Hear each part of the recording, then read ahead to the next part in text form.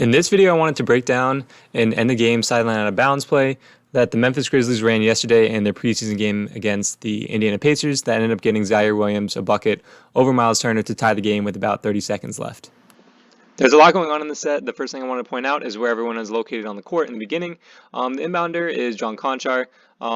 Free throw line extended on the left side of the court is Yves Pons. Sam Merrill is in the slot on the right side of the court, and then Santi Aldama and Ziaire Williams start on either block. So the first thing that happens here is you can see Yves Pons run off this screen from Sam Merrill.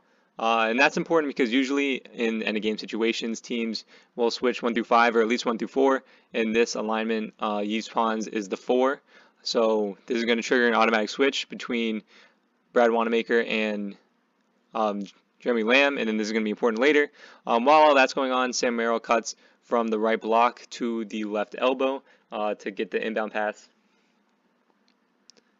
So the next thing that happens here is the inbounder John Conchar goes to the strong side corner, and then watch Yves Pons go to the opposite free throw line extended.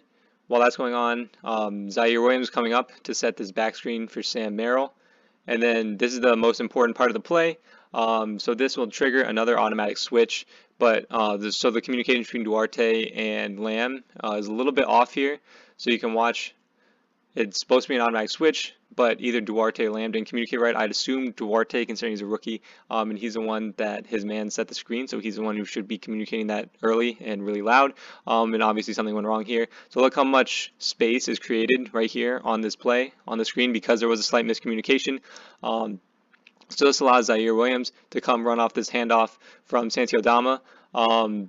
But I don't think he runs off it tight enough. Like, he should be all the way up where the handoff is to take advantage of all the space it just created. And instead, he's kind of near the top of the key, about 5 feet away from Santi Aldama. So they don't capitalize on the play. And also important to note, after he catches his handoff, Aldama comes and sets a screen for him to go, for Ziaire Williams to go left. And Sam Merrill cuts to the weak side corner. So when Ziaire comes off the screen, Miles Turner is going to play at the level, and watch him lunge at the ball right here. That's not in a position where he can play very good defense. So Ziaire is going to turn the corner on Miles Turner. But watch Chris Duarte in the corner, in the weak side corner. He's guarding Sam Merrill, who's probably the best shooter on the floor right now. Sam Merrill hit a few threes in this game. So Duarte is not looking to help off him. Help responsibilities lie on him, especially if Miles Turner is going to play this coverage right here. And like, if Santi Aldama really wanted to, he could have cut for a layup right now, but he ends up popping. But it's important to note that Sam Merrill eventually cut to the weak side corner, so then the help would not come from Chris Duarte, or he'd at least be more hesitant to help.